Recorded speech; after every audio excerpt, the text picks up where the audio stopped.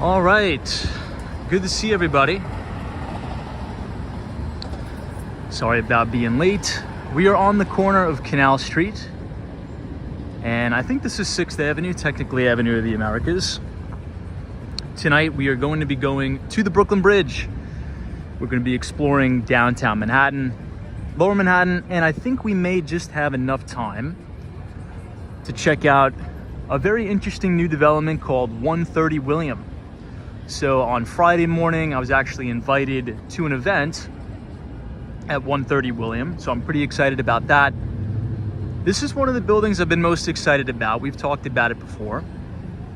The building sports amazing views of not only Lower Manhattan, such as, you know, the One World Trade Center, but also pretty much the majority of Brooklyn.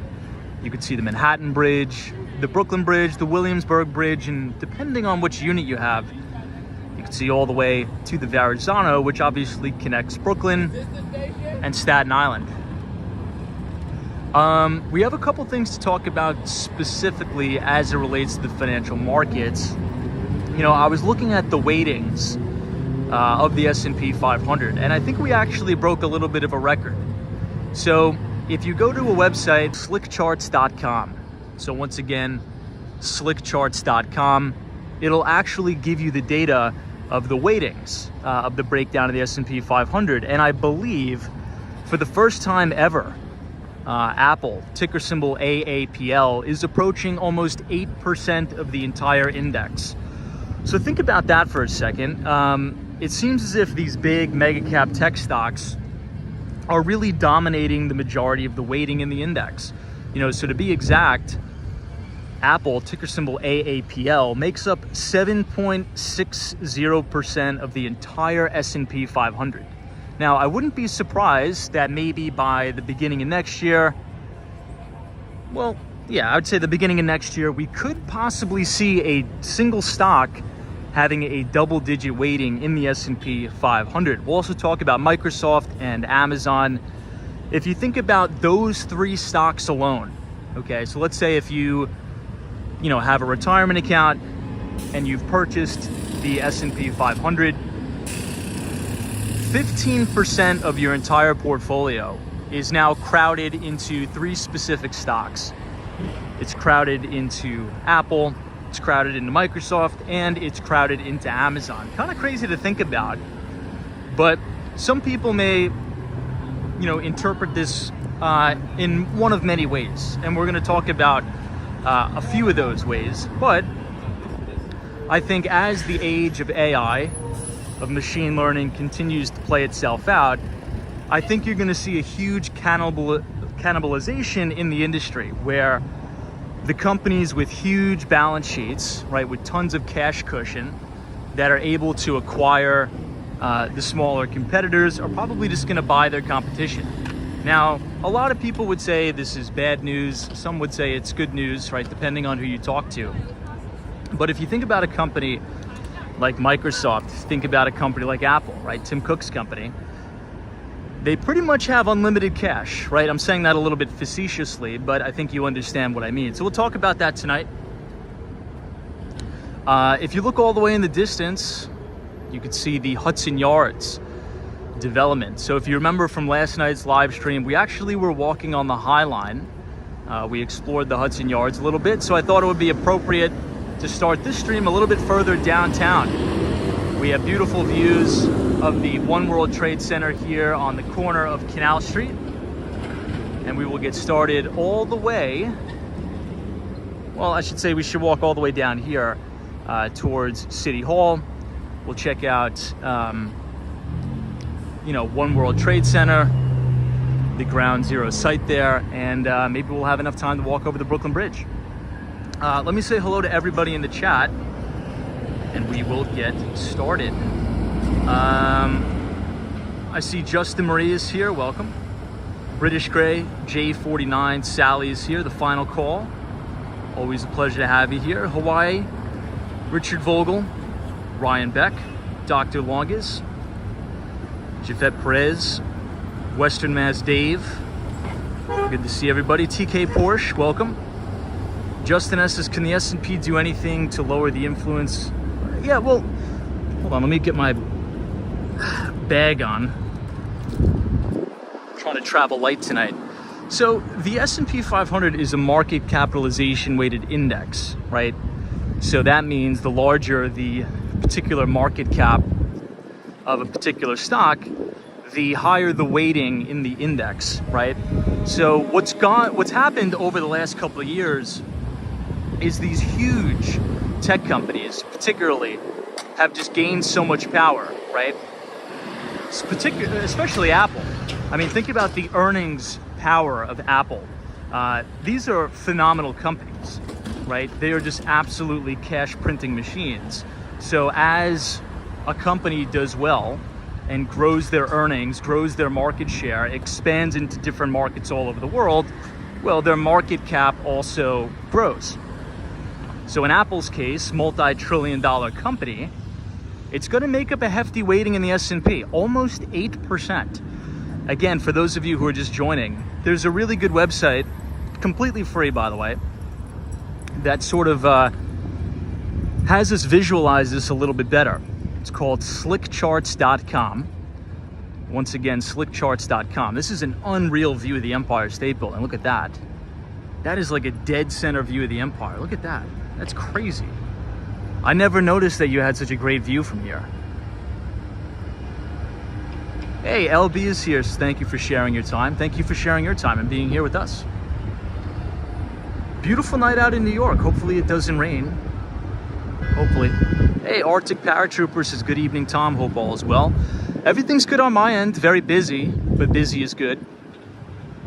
So just to sort of give you guys an idea of where we are, this is facing north, right? So anytime you could see the Empire State Building in front of you, that is north. This is the west side, which will take you to the Holland Tunnel.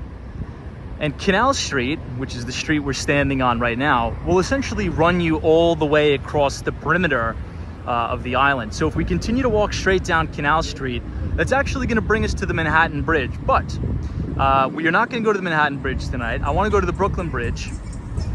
Speaking of new developments, this building right here is very famous. This is called the Jenga building. Super unique, very, I would say, ultra luxurious building here in Manhattan. Salted Peanuts, as I just graduated.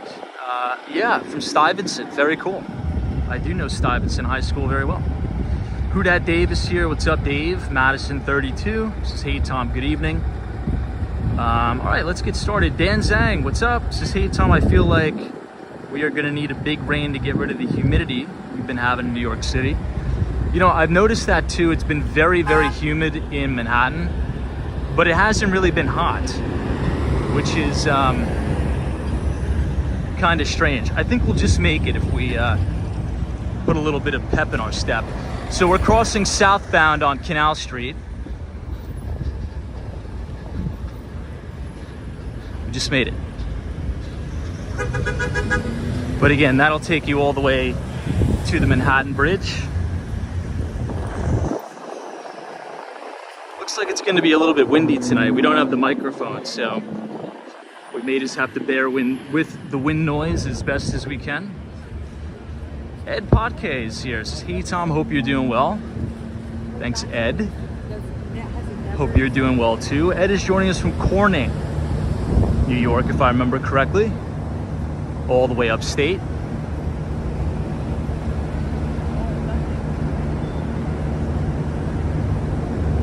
Yeah, someone says always fun walking over the bridges. Agreed.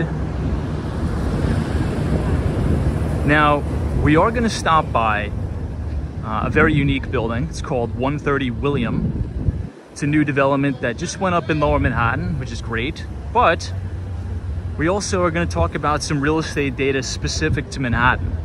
Now, one of the, I would say the downsides, right? One of the main complaints about being in New York specifically is that it's extremely expensive to live here. Unfortunately, the rents continue to go one way, and that is much higher. Even though a little bit of inventory has been coming onto the market, rents yet again reached a brand new all-time record high. Look at these buildings here. Beautiful architecture. These are sort of the original buildings as you enter Soho. These particular ones are my favorite with those cast iron facades. You can see the white one in the distance. Hey, Nina is here. What's up? Hope you're well. Carol S is here. Good to see you.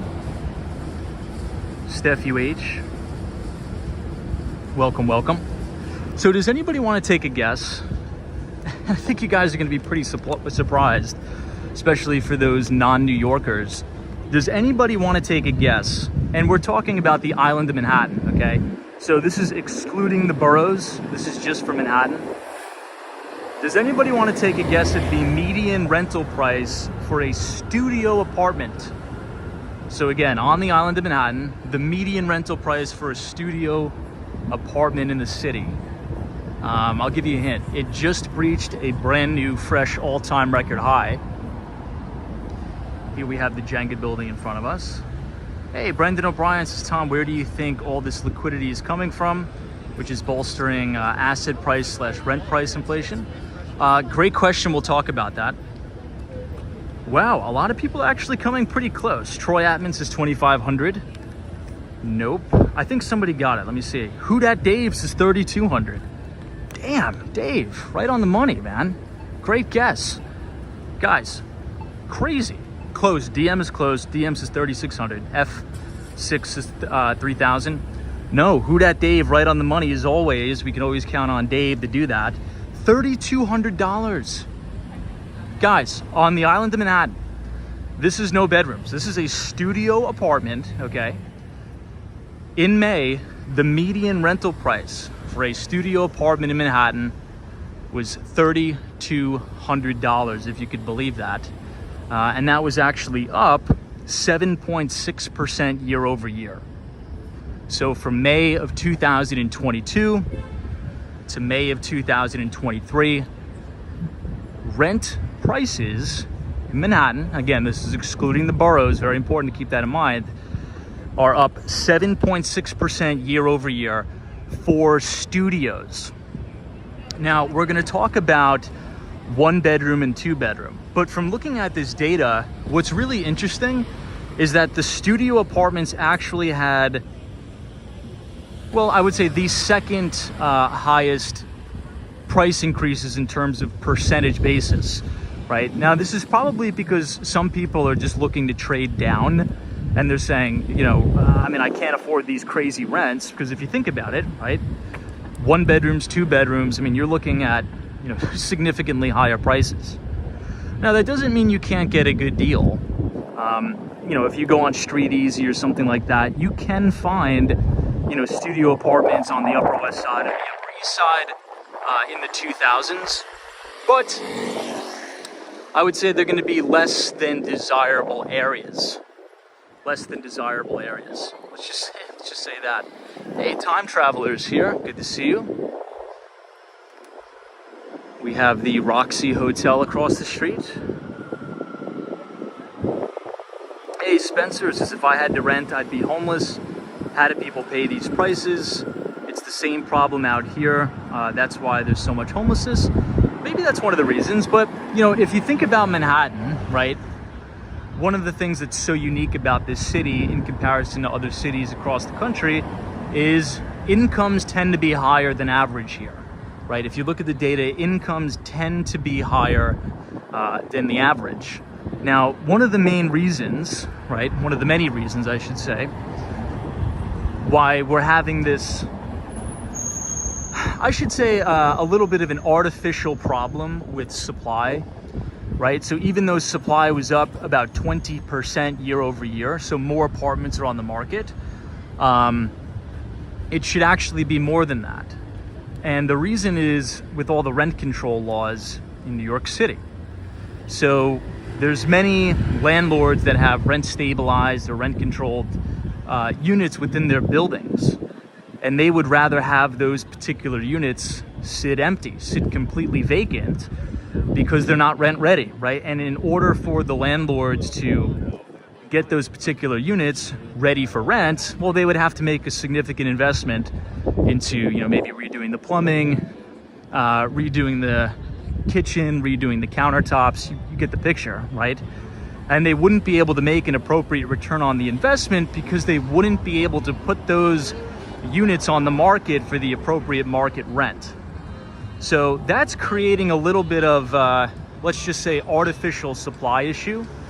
So I believe the number, and don't quote me on this, you could look this up for yourself. This is a beautiful hotel. It's called the Roxy. I believe there's over 100,000 apartments in New York City that are completely vacant. So I mean, just imagine that, you know, if we didn't have any of those regulations or laws, the landlords could invest the money to get those particular units rent ready, and all of those units hitting the market at once, you know, that would probably cool prices a little bit. Hey, Keith Bernstein is here. What's up, Keith? Good to see you. Jonathan Earl, sounds like childish behavior. Yeah, for sure. Ryan Beck says, I mean, if you want to be in Manhattan, you have to pay to play. That's another way I look at it, right? The opportunities that you get in Manhattan are really unparalleled from anywhere else in the world. This is the corner of Church Street and White Street. Really elegant, beautiful buildings here. Lots of nice outdoor dining. You can see the beautiful Empire State Building in the distance. Michael Joseph says the hotel is amazing on the inside. I've been in there once. It is very, very nice. Very nice. I like how they play the jazz outside for all the patrons. Melvin Flores is here. Sunshine after rain. It's good to see you. The final call says high taxes bringing higher rents. That's also very true. You know, property taxes is almost like sort of like a self-fulfilling prophecy, like a never-ending climb to the top, right? Because this is a really good shot of the Jenga building. Because think about it like this. If you're a landlord and your property valuations continue to go up, up, and up, well, guess what? You're going to have a higher property tax bill. And if you have a higher property tax bill, do you think that the landlords are just going to pay the property tax bill out of the goodness of their heart and not raise the rents on their tenants? No, probably not. They're probably going to raise the rents. And this is talking about residential, right? Does anybody remember? I'll actually take you guys down this block. Look at the fire escapes on this block. This is absolutely gorgeous. This is such in stark contrast from the buildings we usually tour on Billionaires Row. I think these buildings have a little bit more character, in my view. You could actually see inside some of these beautiful loft apartments. Now think about this, right? So we were talking about property taxes. Here is a major concern for the city, and this ties pretty good. This ties pretty good into what we were talking about yesterday as it relates to commercial real estate, particularly Class B, Class C properties. Now, I would say a big portion of the tax basis for the city comes from commercial real estate. A big portion. Now, that's good and it's bad. The reason why it's good is because historically, you know, the island of Manhattan in New York City tends to attract a lot of businesses and a lot of workers. But ever since the pandemic, a lot of these, let's just say, office buildings unfortunately sit vacant. So that is going to depress the valuations of these office buildings. And many of them actually may need to turn the keys back over to the banks. So if that's the case, right? If that is the case, that these valuations are plummeting, well, what does that mean for the tax revenue or the tax income for the city? Well, it's probably going to go down just at a time when the city's expenses are growing almost exponentially, right? I believe they just approved. Did anybody see the MTA just approved the price increases for the subway? And in addition to that, they approved the congestion pricing. So the MTA has approved the congestion pricing in the city, where you're actually going to need to pay a toll if you drive your car into Midtown Manhattan, which is just crazy for me to even think about. I mean, some people are for it, some people are against it, but I guess I'll ask you guys, as we're standing on the corner of Franklin Place and White Street, what do you guys think about the congestion pricing in Manhattan? Do you think it's a good idea? Do you think it's a bad idea? Sort of, what are your thoughts? Somebody says, yes, I saw the congestion pricing. Hey, Who Dat Dave says, I want to cross the island of Manhattan in a car, and it cost almost $40 in tolls, and that was 10 years ago. It's insane. With the congestion pricing, it's going to be even a little bit more. These are beautiful cobblestone streets down here. Yeah, Matthew M says $20 more depending on the size of the vehicle for the congestion tax. DM says not in favor. Yeah, I would agree, DM. I'm not in favor of it as well. If anything, I mean, just think about how bifurcated the city is in terms of socioeconomic status, right? The vast majority of people who are going to be really impacted by this are the working poor, right? I mean, the billionaires on Billionaires Row and all the bankers that are getting driven to their office in their black cars, they could pay the money. But for somebody who's maybe driving Uber or delivering, packages, or just wants to drive into the city to go to work, normal people like me and you, those are the people that are going to be impacted. It's like another tax on the middle class. So that's really why I'm not in favor of it. Yeah, LB is not in favor. I love these streets down here. It's so beautiful. Very quiet as well.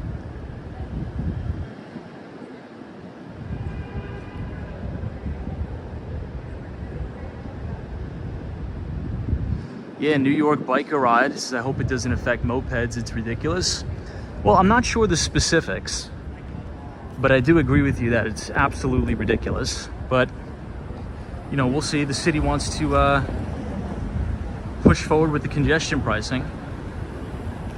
Now, does anybody want to guess? Because we talked about studio apartments, right, in the city.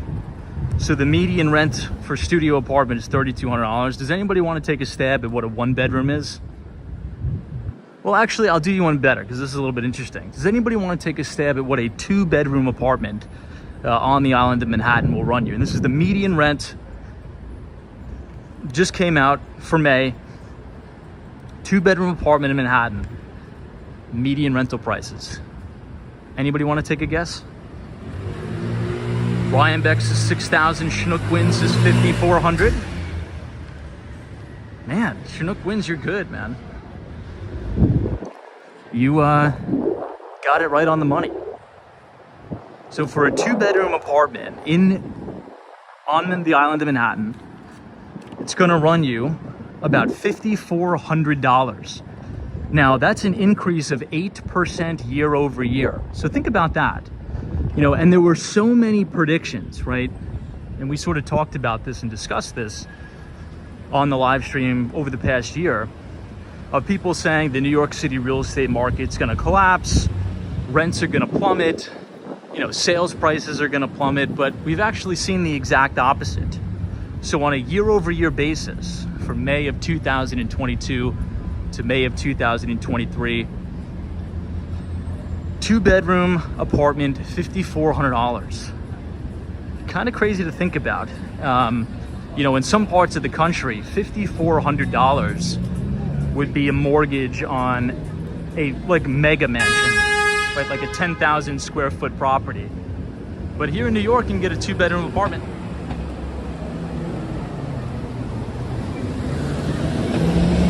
All right, check this out, everybody. This is on the corner of Church Street and Leonard Street.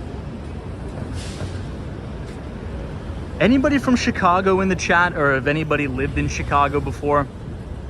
Now, Chicago has a very famous claim to fame, right? They have that bean sculpture. I think it's actually called the Bean. We actually have our own in New York right now. And it sits at the very base of the Jenga building. We'll take a look at it across the street.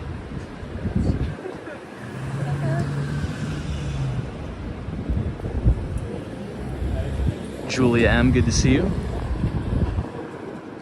Let's cross the street. I'll show you guys. We'll check it out. Hey, Matthew M. This is Chicago here. Good to see you, Matthew. Check this out. This is all the way uptown. You see that blue building?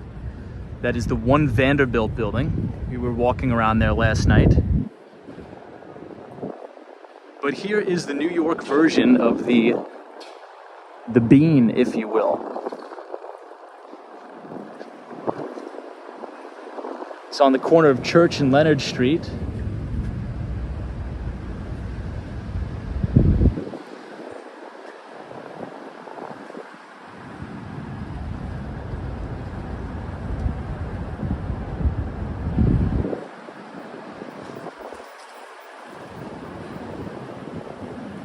Very unique.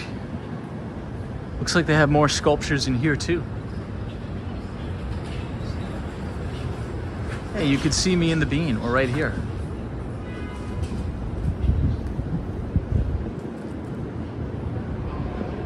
I like taking you guys down here. I feel like we don't get down to Lower Manhattan enough.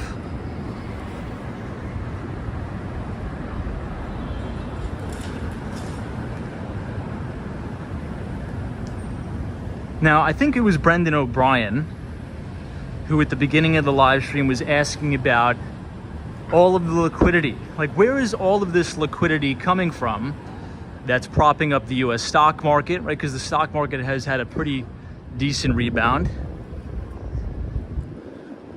It appears that the real estate market seems to be bottoming out in some places, right? Talking about residential real estate. So where is all this liquidity coming from? I think that's a very good question. Well, I have some ideas, and I would like to know your thoughts as well. But I'll give you a couple of my ideas. Now, it's true that we are going through a point of extremely tight monetary policy. So the Federal Reserve is essentially going from extreme quantitative easing to extreme quantitative tightening. They have raised interest rates about 18 consecutive times, although they did pause. This is Thomas Street. Although they did pause in June, however, they are going to pick back up and raise interest rates again, probably in July. However, that's the monetary policy side of the house, right? I always say there's two sides to every coin. And if you want to talk about liquidity and stimulus, it comes from two places specifically. Number one, which is monetary policy, which we've talked about, I mean, at length on this stream. But what we really forget to talk about is the fiscal side of the house, fiscal policy. And we've had some of the largest spending packages and bills passed in American history under the Biden administration. And we've been talking about a lot of these, right? Like the infrastructure bill is one of them. The Chips and Science Act is another one of them. And I think that's one of the reasons why we continue to have record unemployment here in the United States. Unemployment is hovering right around 3.4%.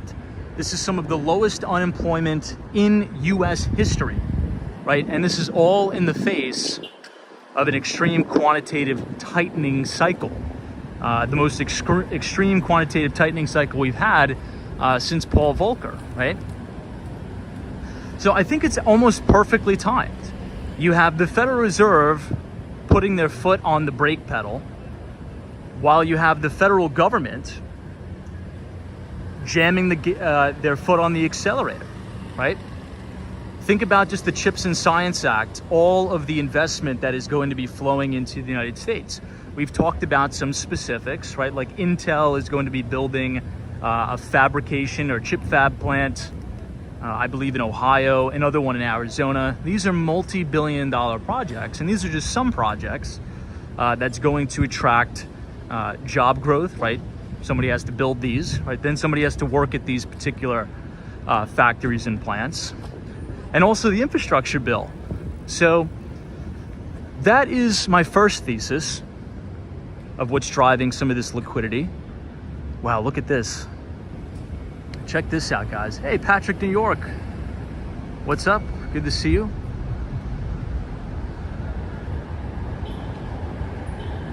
Man, the facade on this building is absolutely gorgeous. Those actually look like the original fire escapes of the building.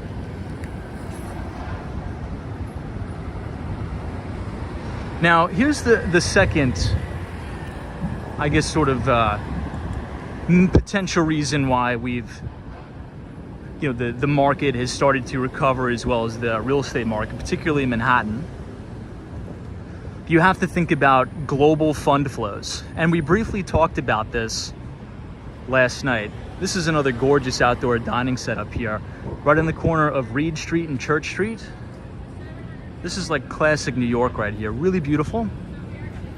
Love the outdoor dining setups. Molly Duran, good to see you. Think about international fund flows. We talked about inflation in the United States. CPI came in, I believe, at 4.9% in the US, which is egregious, right? I'm not trying to justify it and say, oh, it's a bed of roses in the United States. It's not. But I think we need to keep a global macro perspective.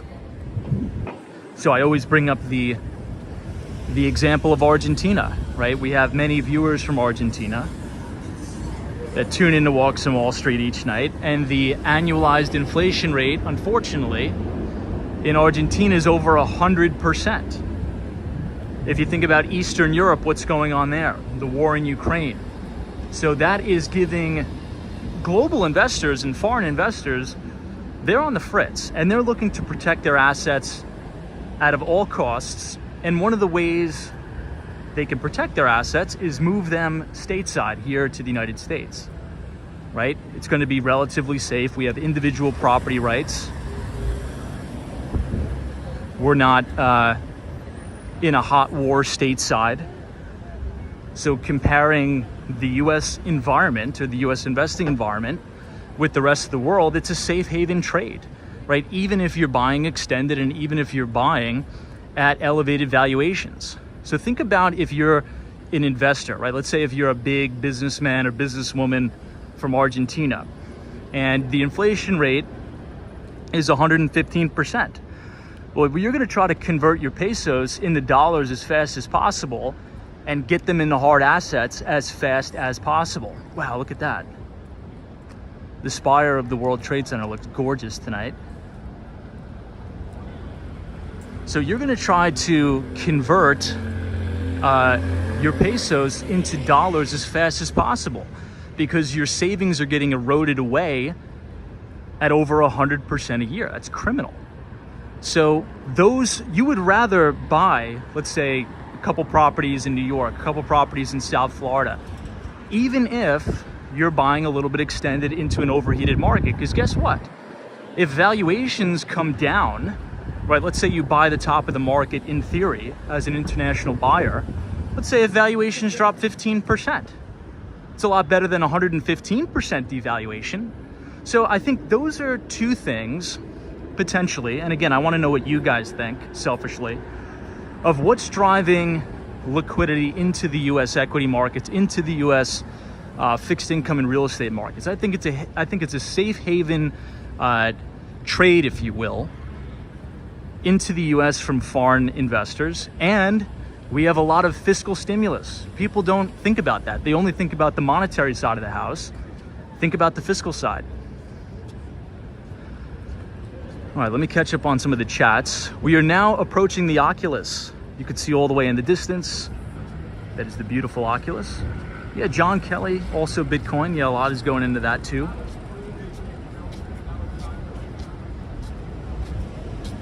Hey, Soho says millionaires from outside the US are jumping ship. Jimmy Hook says, evening everybody, always a pleasure to be here. What's up, Jimmy? Hey, Boza says, my art teacher is from Argentina, love that. Brendan O'Brien says, also massive treasury issuance created a lot of collateral used for liquidity and soaked up by massive demand from money markets, so really didn't suck funds from broad money. I guess. Hey, Tom, AK, good to see you.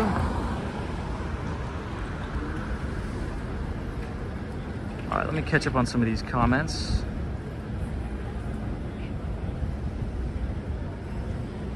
Yeah, Brendan O'Brien, that's true. A lot of fund flows to Japan as well. We talked about that. Now, the Japanese stock market, ooh, that guy almost got hit. Now, the Japanese stock market, the Nikkei 225, is approaching its all-time record high that it set back in 1989. My God, think about that. Think about that. You know, you have an equity index or a stock market that if you bought the top in 1989, you're still not even break even. So I think you have an underexposed bull market in Japan potentially, which, you know, to Brendan O'Brien's point, is also probably fueled by quantitative easing in Japan. If you think about the BOJ, they're doing the exact opposite than most central banks around the world. When everybody else is raising interest rates and doing quantitative tightening, the Bank of Japan is continuing on with quantitative easing. So it's a good point.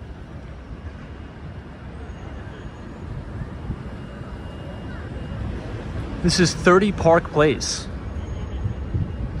Look at how beautiful this building is, guys. Well, I'm gonna stand over here to give you a little bit better view. Look at that.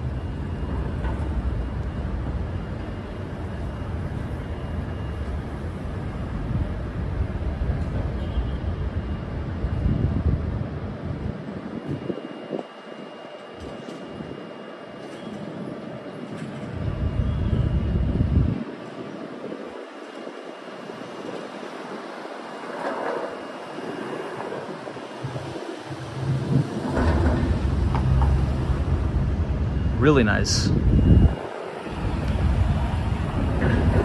Hey, photos around New York. Good to see you. Welcome. Matthew M says silver was $4.95 an ounce in 2000. It's $23 today. You know, gold is trying to fight for its position at $2,000 an ounce. I mean, you guys are making good points, right? You have every reason why, you know, precious metals, sort of safe haven assets, would be performing well.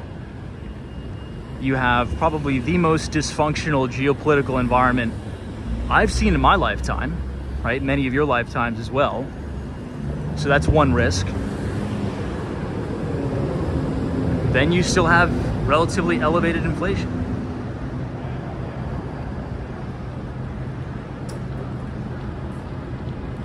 Hey, Sabrina Fair, good to see you. Welcome.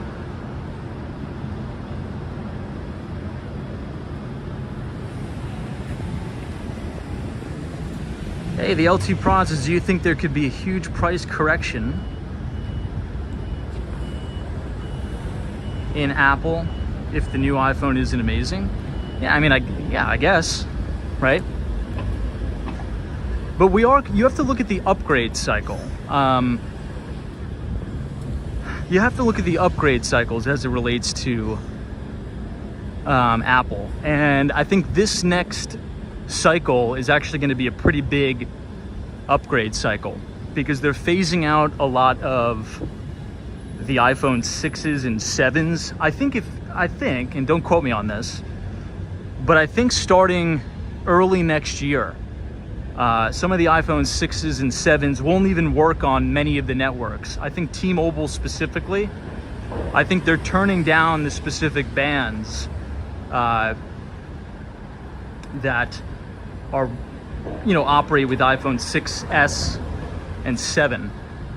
So this is a pretty big upgrade cycle coming up. But obviously, you know, if consumer products underwhelm, you know, it's definitely not good. All right, this is going to be a beautiful view. We have finally made it. Look at this. We are right at the base of One World Trade Center.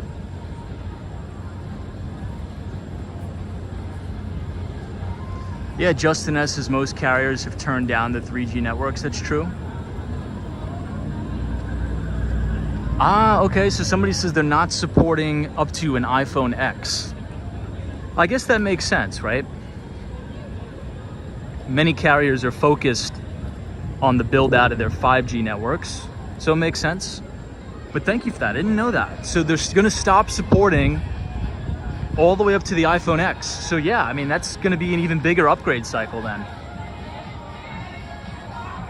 So TK Porsche says, Tom, iPhones up to version X will no longer be able to run the new version of iOS 17.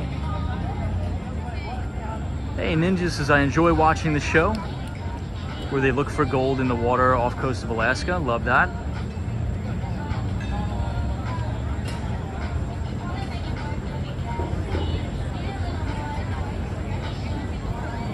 So this is on the corner of Vesey Street and Church Street. This is an outdoor beer garden. I've actually never seen this place when it was open. Hey, Miss Bash, long time no see. Says, hey Tom, missing your lives, but I'm back. Always a pleasure to see you. Thank you for joining us. I know, taxi cab, I saw that. So Chambers Street is considered the worst subway station. I think it's due to the air quality. But look at the contrast between the World Trade Center and the clouds. That's an amazing, amazing shot.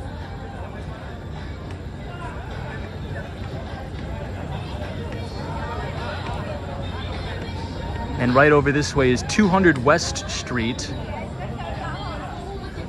which is the headquarters of Goldman Sachs.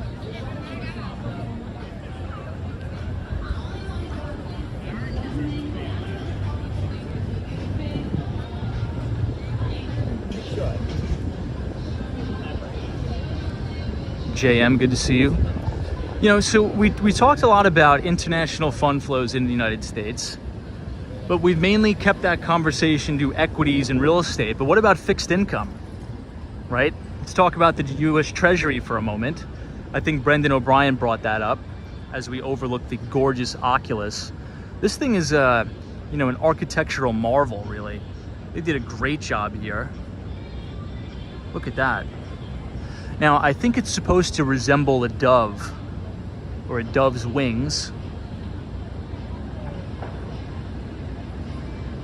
Now, if you go to cnbc.com/bonds, again, cnbc.com/bonds, take a look at the yield curve today. What do you guys notice? JM, I see you. Good to see you. Yields went up pretty much across the yield curve today. Take a look at the 1-year US Treasury trading at 5.37%. 5.37% risk-free rate of return for 1 year. You can't beat that. So as we talk about inflation in other parts of the world, eroding savings, when we talk about geopolitical risks from wars and things like that, right? Not to mention the Russian oligarchs that are trying to hide their money and get it out of Russia for obvious reasons, right? You can just go to the Treasury and buy US debt and beat inflation. So that's called the real rate of return, right? So you have nominal rate of return and you have a real rate of return. So for the first time in a very long time, you can finally beat inflation and get a positive real rate of return on your money, right? Because CPI came in at 4.9% or 4.7, either one, right? I don't know, I forget the exact, but I think it was 4.9%.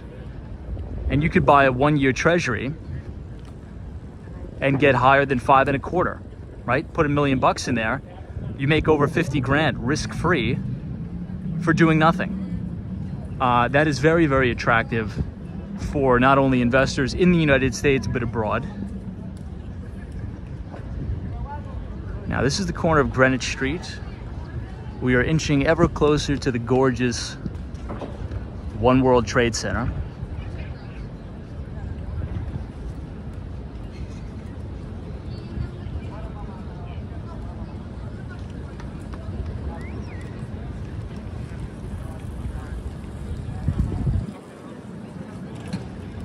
And this over here is the 9/11 Museum, but I believe it closed down, the 9/11 Museum. Hey, Joan K is here. What's up, Joan?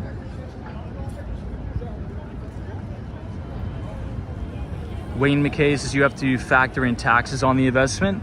I believe it's tax exempt, right? I think if you buy US Treasuries, I believe they're tax exempt, no? I mean, I could be wrong on that, but I think they are.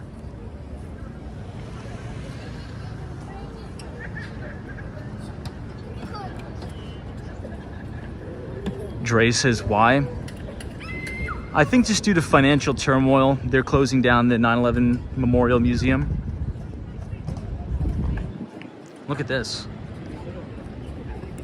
Yeah, Who Dat Dave says, are they building some auditorium or theater here? They are, right across the street. This big cube looking building is going to be some sort of an auditorium or performance place. Look at the base of the World Trade Center. Has a really cool sort of like LCD screen, LED screen, if you will.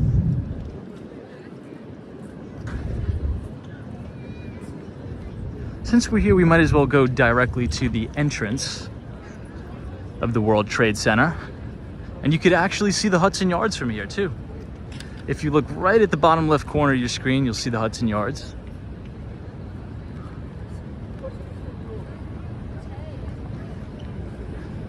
But look at this, the Oculus is really, really cool looking.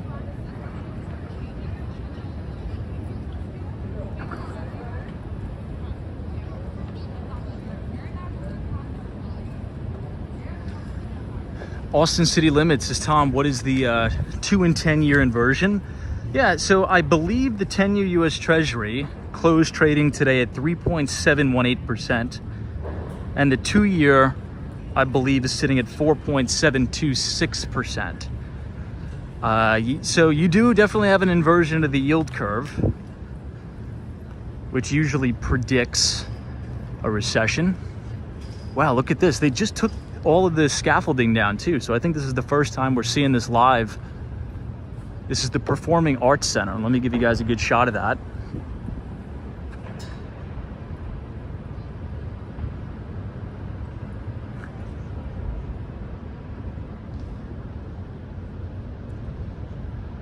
Hey, Shylum says, how is the weather this week? Weather's been okay. The only weird thing about the weather is it really hasn't been hot this summer. I mean, not really at all. I think right now it's probably about 70 degrees. Hasn't really been hot at all this summer. Hopefully it starts to heat up. But right now, everybody, check this out. This is the front entrance of the brand new Freedom Tower, the One World Trade Center.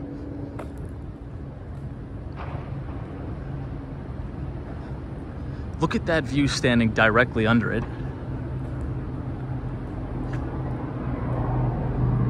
Give you some perspective of just how tall it is.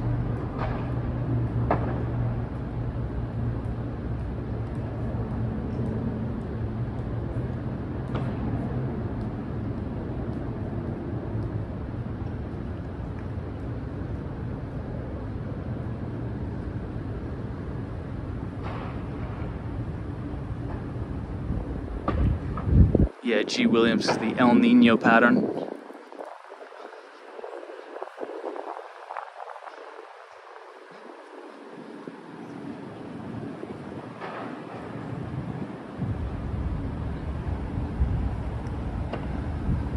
Here we are. This is officially it.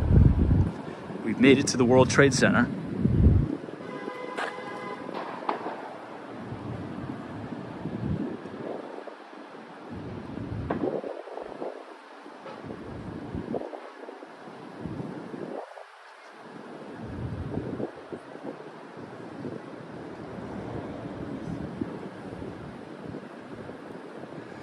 Yeah, Who Dat Dave? This is Tom. Do you realize that the World Trade Center is almost 10 years old?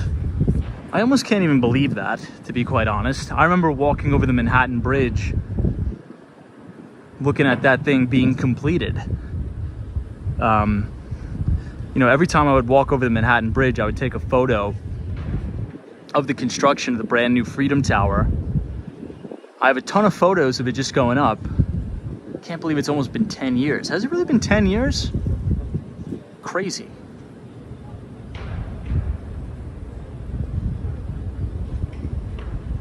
So this is the first reflection pool, as they call it. For those of you unfamiliar, they have all of the names of the individuals who unfortunately lost their lives on 9/11 inscribed into the metal here all around the reflection pool. Now it is closed at dusk, I believe, but during the day, tourists and visitors are allowed to, walk the 2 reflection pools. But as you can see now, they put the rope around it.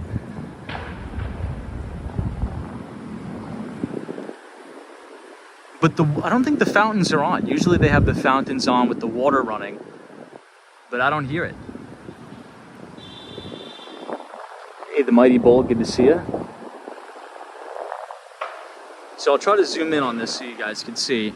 You have the south-facing pool. This is the north-facing pool. So this one right here is the north. The one over there is the south. And then you have the main entrance to the One World Trade Center. We're going to head a little bit more inland because it is getting a little bit windy. We're actually headed pretty much towards the Hudson River back there, so.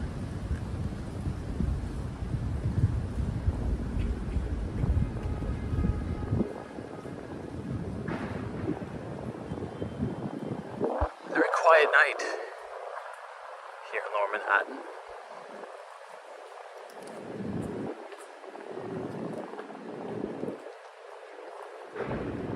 I don't know all of the exact companies in the One World Trade Center, but I do know one in particular because I was about to rent an office space there. It's called ServCorp. So ServCorp is like a competitor of WeWork, right? So if anybody's heard of WeWork, I'm sure you have. ServCorp is a similar idea, so shared office space, and they have one of their main locations on one of the top floors of the World Trade Center. I think individualized offices start at, I think, $950 a month. So very cheap, affordable. But again, these are like shared co-working spaces, if you will.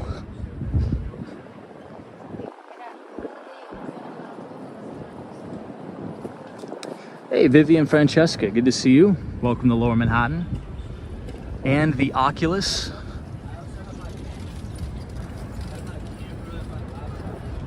Yeah, Jay-Z, or Jay-Z.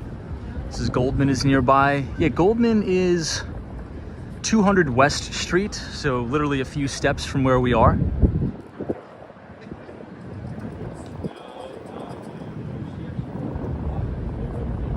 Who Dat Dave says, would you at least have your own office? Technically, yes, but all of the common spaces are shared, right? So you essentially just have like a little, probably less than 200 square feet of space. And then you have all of the common amenities shared. So since we have a lot of new people, I'll take you guys inside the Oculus. I don't think we've been in here in a long time. Might as well take a peek inside.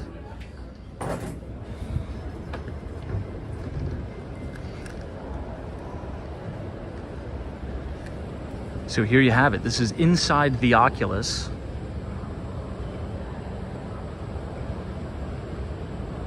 You can get the 4.5 RW and 1.2 and 1 trains here, as well as the Path train that'll take you to New Jersey. Very clean in here, very sophisticated look.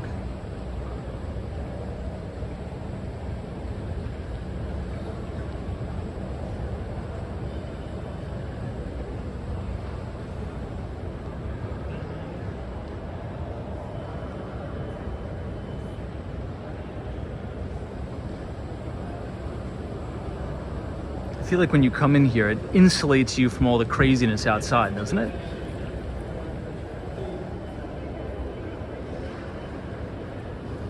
It's almost like a peaceful environment. You can't hear any of the street noise, no cars honking.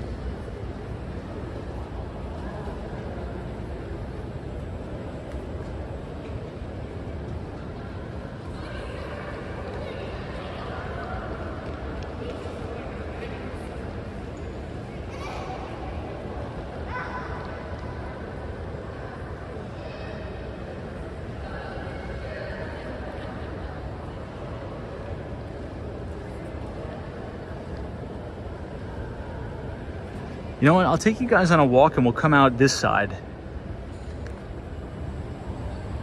This is the main 1 train. This is usually, if I take the subway, this is the train I get.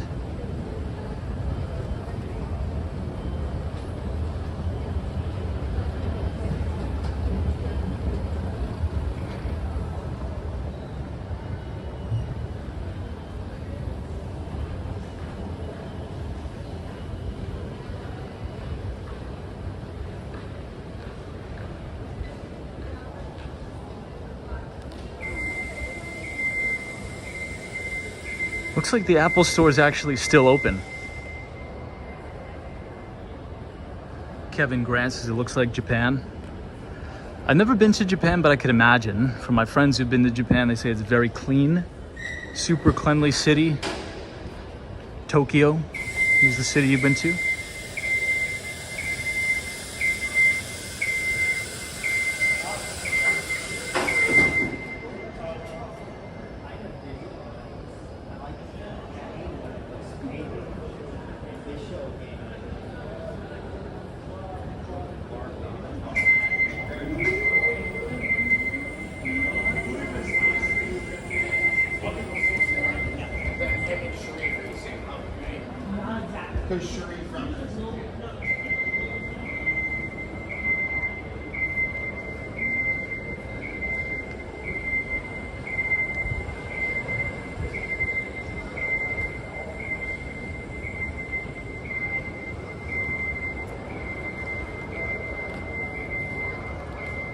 So all the way down here, you can see the PATH train in New Jersey.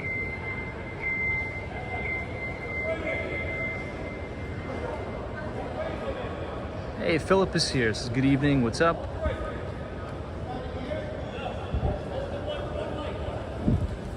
All right, let's head to Zuccotti Park, which is actually steps away from here.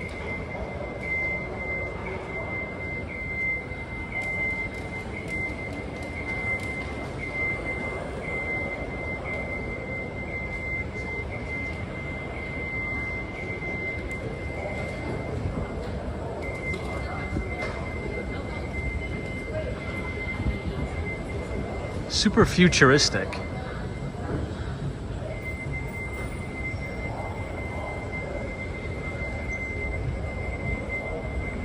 But if you guys are enjoying the live stream so far tonight, feel free to leave a like on the video and click the subscribe button if you're new.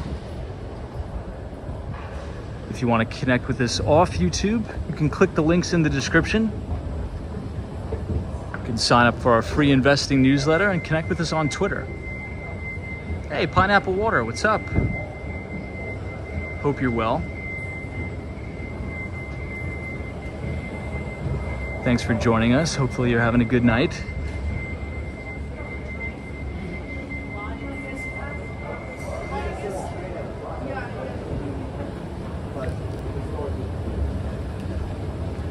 You know, it's actually hotter in here than it is outside, believe it or not. Hey, Ren 1018 says, yeah, it looks like a spaceship. It does. I'll get it. Appreciate you, man. Thank you. Yeah, no problem. Thank you. There you go. No Have problem. a good night. You too. Have a good one. All right, one more look over the PATH train and we'll head out.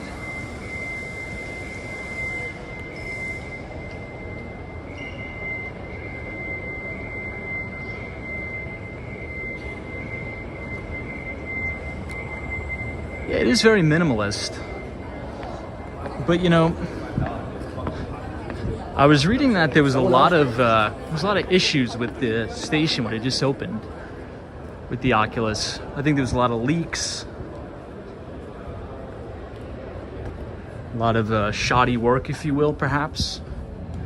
All right, now we are back outside the Millennium Hotel, directly on the other side. That's a cool little space, right? We never really go in there.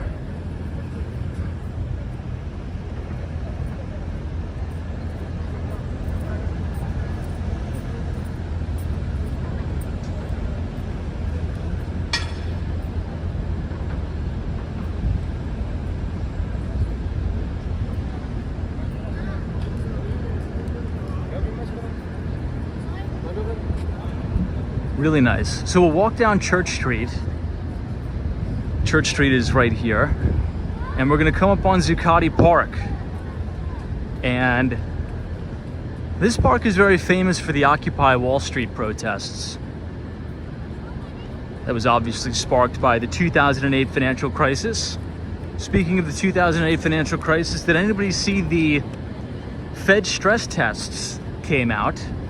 Today was the Federal Reserve stress test day, and there was some good news. So all 23 banks that were included in the Fed stress tests, they passed. They all weathered the very egregious recession scenarios, if you will. However, out of all of the, if you look at the loan book of a lot of these banks, or the credit risk, credit cards were the most problematic loan product, turns out, which makes sense, right? Consumer debt. We actually got some data from the Federal Reserve showing that consumer credit card debt yet again hit an all-time record high. Now, from looking at many of the earnings reports, not only from, you know, the big Wall Street mega banks, JP Morgan Chase, Bank of America, I would say the large credit card issuers, right? Credit card delinquencies are still below where we were in 2019, right? So pre-pandemic. However, they are on the rise. So I think that's something we really need to watch. I think this is sort of how it goes, right? You start to see credit card balances increase, which leads us to believe that people are forced to use their credit cards to cover basic living expenses. So first, the balances grow, which makes sense because the service sector of the US economy is doing great. People are spending more money than ever before on services, on hotels, vacations, and the like. But I think the problem is when the delinquencies start to hit. We'll see if they ever hit. Hey, everything in Miami's here. What's up? Good to see you. Welcome to Lower Manhattan and Zuccotti Park. Here we are. This was the pretty much ground zero for the Occupy Wall Street protests right here in this park. Hang with Mark Mom. What's up? Says good evening, Tom, mods in chat. Good to see you. So you used to commute to Lower Manhattan with the PATH train. I've only taken the PATH a handful of times. I feel like it's a more efficient service than, let's say, the subway. In my experience, it was more clean. Everything in Miami, says Tom. I'll be there between August 17th and the 20th. Love that. Looking forward to your arrival as we walk down Broadway. This is actually going to take us directly into Trinity Church.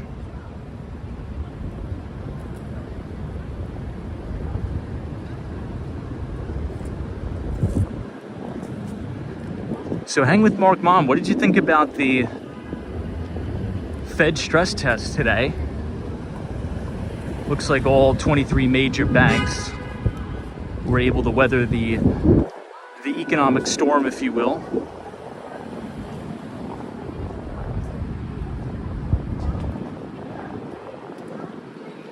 Let's cross here.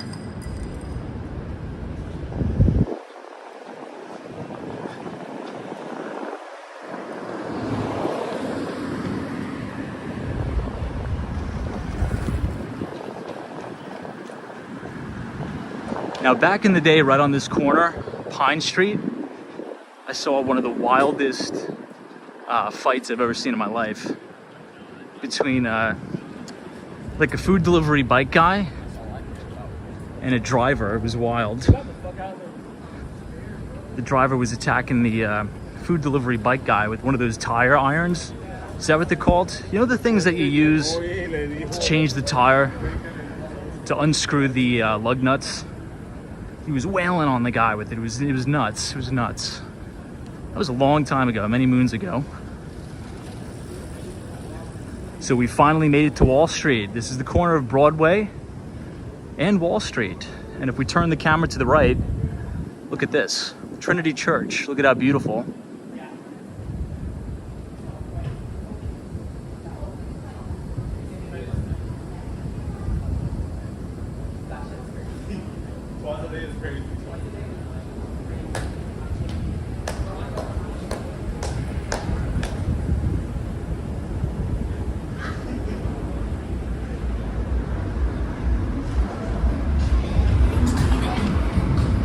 Give you one more shot.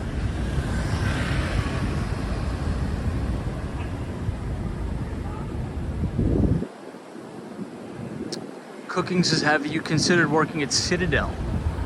I was on with the recruiter today.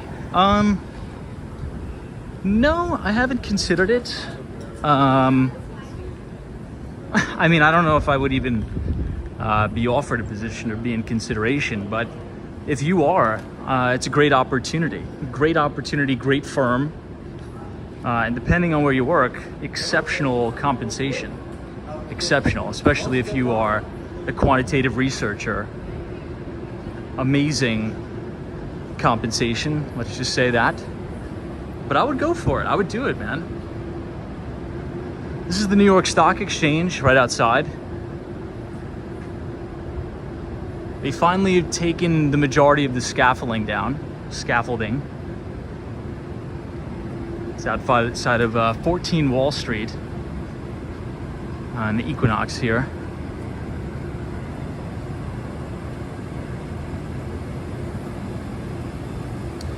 Yeah, Pat, TD is a big Canadian bank. They have a big presence here too. Also on the retail banking side, they have a pretty big presence in New York, which makes sense, right? New York borders Canada.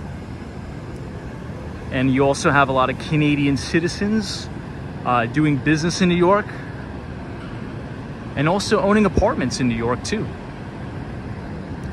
Now this is what everybody's been waiting for. Check this out. This is the New York Stock Exchange.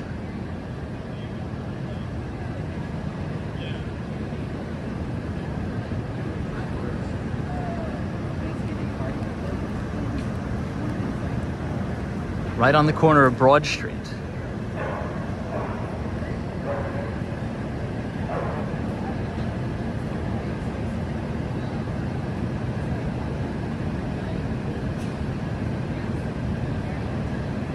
Hey, Jay Sully says, what's up, Tom and chat? Moving away from big telecom sales and taking a master's at Temple University for IT audit and cybersecurity. Hey, that's an awesome career choice, man. I think you're gonna love that. Now, usually it's very, very easy to go from pure play telecom into working at a big cybersecurity company, because they do have synergies there. Now, also chances are, if you've worked at one of the big telcos, you've probably sold some cybersecurity software through like channel partners or something, right? Maybe like a code proof, a VMware solution. So I think you'll have a pretty easy time breaking in. Take a look at Palo Alto Networks. I'd say if I could work there, I'd pull the trigger and do that. But congratulations to you, man. That's awesome. I want everybody to notice how quiet it is down here. It's almost like completely empty, right?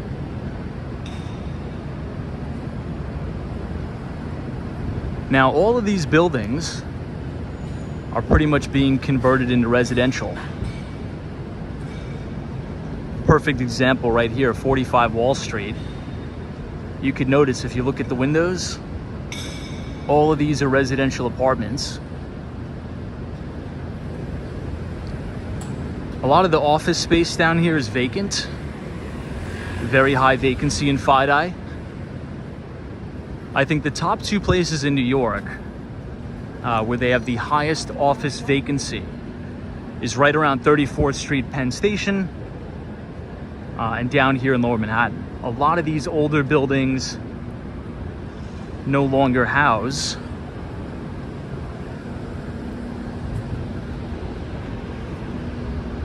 businesses anymore, particularly in the financial space. Many of them have moved up to Midtown Manhattan.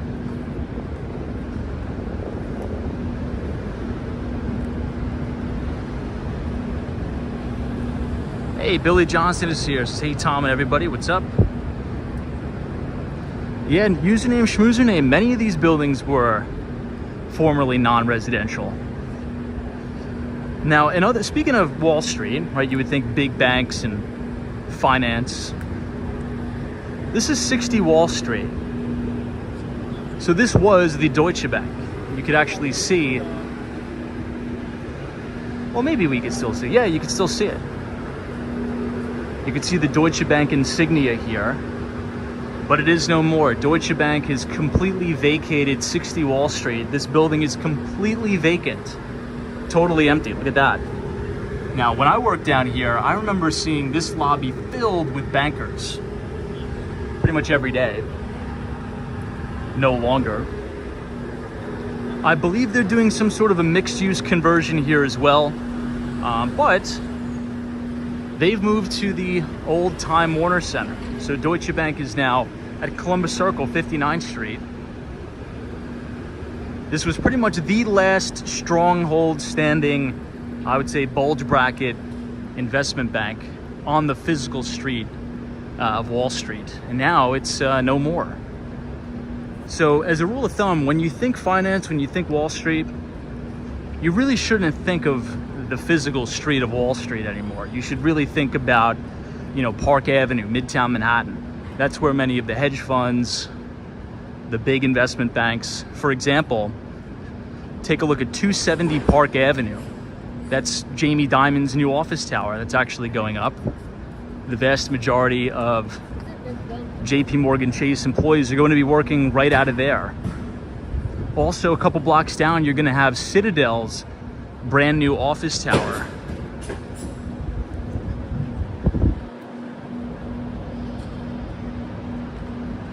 Now, this is actually my old office right here. And as you could tell, this is not an office anymore. You could see everybody, having a good time, the bartenders pouring drinks. But there was a time a couple of years ago where this was just a rickety old office building and some retail on the bottom. 82 Wall Street was the exact address, and now it's actually the Wall Street Hotel.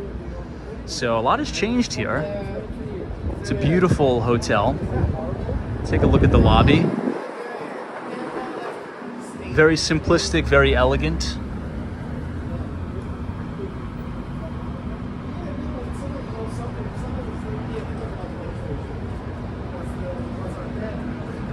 I remember where this Hyatt Centric is. This used to be like a little bodega deli, 75 Wall Street. I think it also used to be the Andaz Hotel. Wow, look at this. This is a brand new restaurant. So where you're looking right here, this is actually where I used to walk inside to work. It's kind of crazy to think that this is a big dining room now.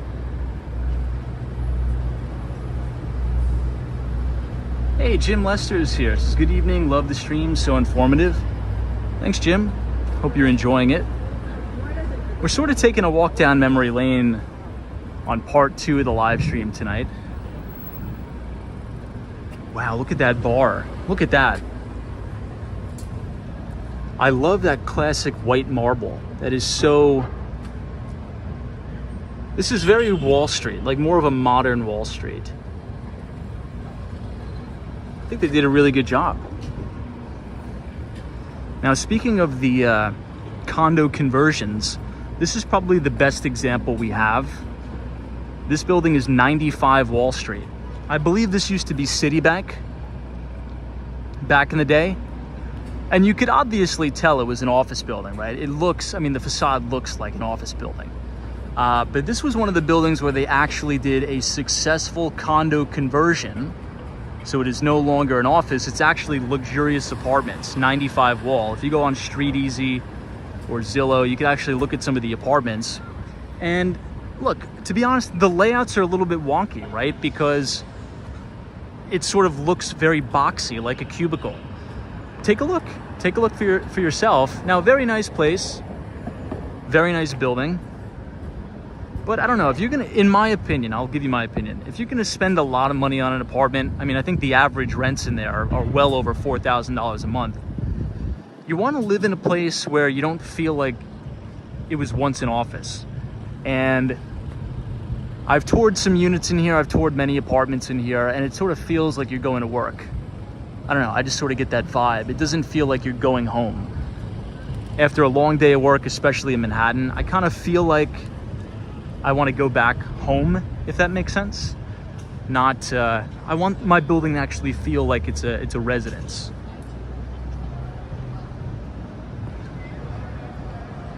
Hey, Courtney Lee, what's up? Says, hey everybody, hope you're doing well. Tom, are you still learning Korean? I am. That I am. Thank you for joining tonight. Sandro is here, what's up? Roots, at what region is this? This is Wall Street. We're taking a walk down Wall Street here.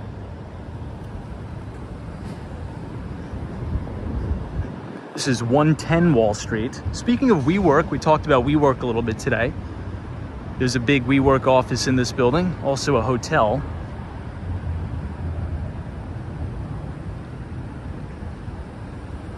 But we're going to be coming up on the South Street Seaport, which is one of my favorite locations in all of Manhattan during the summer. Key term, during the summer. During the winter, this place is absolutely brutal. Freezing. You know what? Guys, this is crazy. This was actually my first customer. This was literally my first customer, Droga 5. Wow. Droga 5 is an advertising agency in the city. And they were one of my first customers ever. They were one of my first accounts. I spent a lot of time here, 120 Wall Street. I'm surprised they're still there. I'm actually happy to see that they're still here.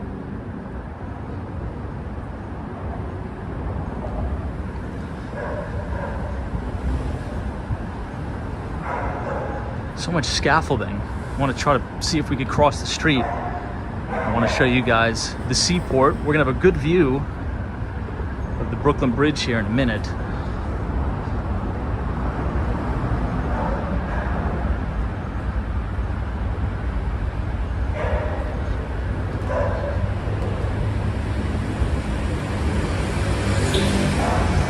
There we go. You can see it in the distance. That's the Brooklyn Bridge. We just need to get around all this ridiculous scaffolding. My God.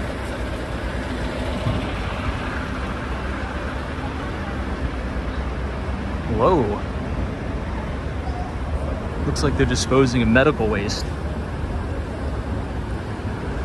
Now this place is Industry Kitchen. I think this place has like $1,000 pizza pie here.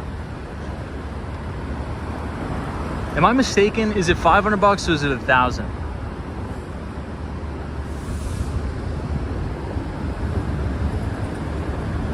Now check out these views. The South Street Seaport is so gorgeous during the summer. The views of Brooklyn is absolutely fantastic. You can see the Brooklyn Bridge. You can see the Manhattan Bridge. And on a clear enough night, you could actually see the Verrazano. Looks like Industry Kitchen is just closing down. This is a beautiful place to dine outside during the summer. You can see they're closing up the bar.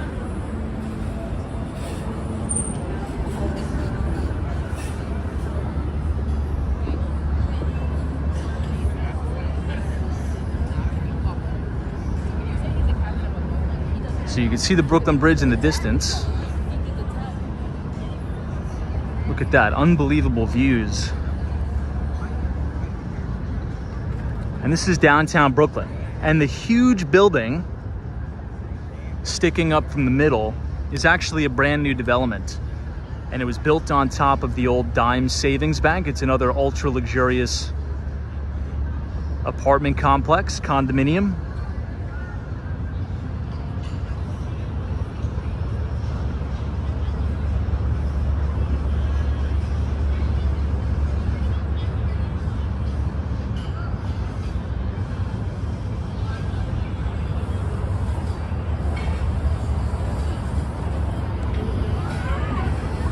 Oh, there's still people eating outside.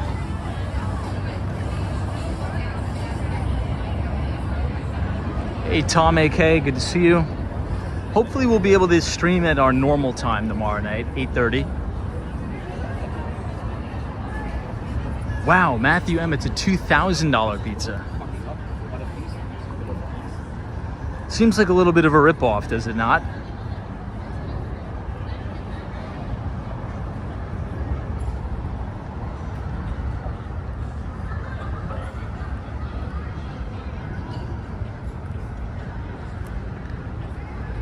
Now this big high rise is actually another Xtel development.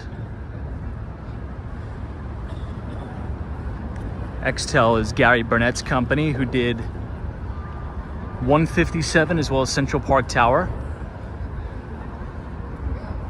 Since we're here, I'll take you guys on top of Pier 15. You could actually go all the way to the top. There's really good views there. We'll go this way. These guys are urinating. We'll let them do that in peace. Oh, you can see the Verrazano. Look at that.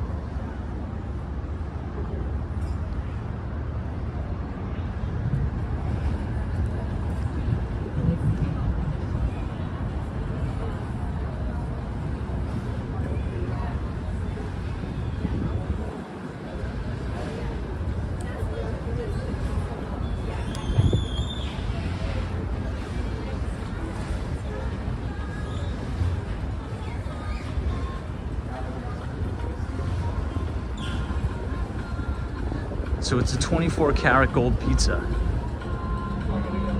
I don't know, for me that seems a little bit too ridiculous, does it not?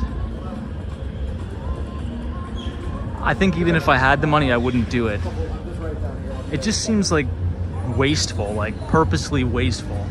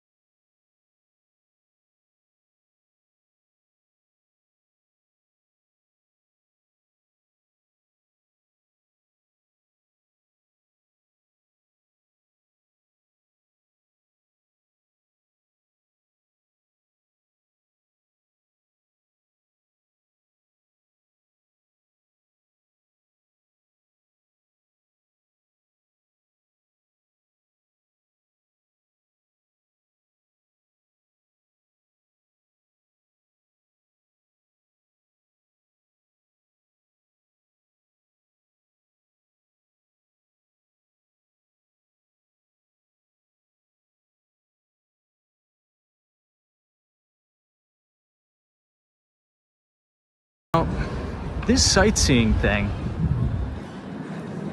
just take the Staten Island ferry. You know, if you guys are looking to visit New York, that's my piece of advice. Just go to the Staten Island ferry. It's free. And you could ride it as many times as you want too. Hey, somebody says I am in Manhattan as well. Awesome, love that.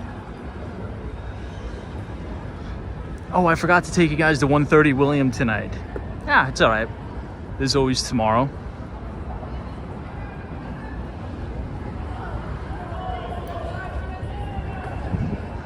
Now, tomorrow morning, no, excuse me, not tomorrow morning. Friday morning, I got invited to an event at 130 William. It's a listing event for one of the penthouses there. So hopefully I'll be able to get some footage for you guys. As you know, it's one of my favorite new developments in the city. And I'd really like to take you guys on a tour of the inside of the particular building.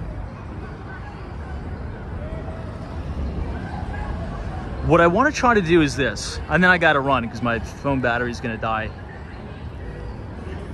I want to pick out the most exciting new developments in the city, both in Queens, Brooklyn, even the Bronx. And I want to schedule time to get guided tours of these great buildings, these residences. And maybe we'll schedule it for like 4 p.m. So 4 p.m. every Tuesday, we'll hit a different new development and we'll get a guided tour and a rich history of these new developments. I think that'd be cool. You guys could see all the amenities. You could see the floor plans of the individual apartment buildings, how much they cost. I think that'd be cool. We always get questions about it, so stay tuned for that.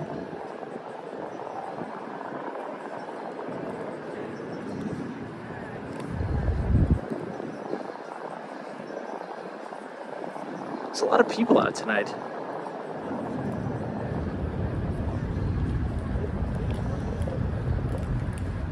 Hey Bob, what's up?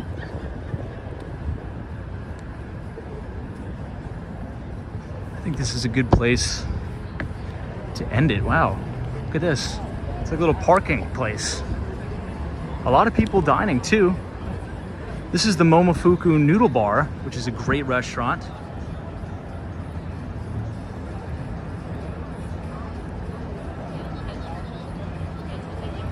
All right, guys, this is where we will end off. If you enjoyed the live stream, come back and join us tomorrow. We will be live at 8:30 p.m. We should be back on our normal schedule tomorrow. So 8:30 is when we start these streams. Thank you all for joining tonight. So Dusty Cole, B Cruz, Austin City Limits, Sunshine After Rain. Hey, Jeff Hollick, appreciate you, GGMYC. Justin S, Ryan Beck, Captain Kirk, appreciate you as always, Hawaii, Mike C. Vivian Francesca, hang with Mark Mom. Remember, there's always a bull market somewhere. You just need to know where to look. If you want to connect with us offline, look at the links in the description. You can sign up for our free investing newsletter. Connect with us on Twitter at Walks Wall Street. And we'll see you right back here tomorrow night, live from New York City. We'll see you soon. Take care, guys.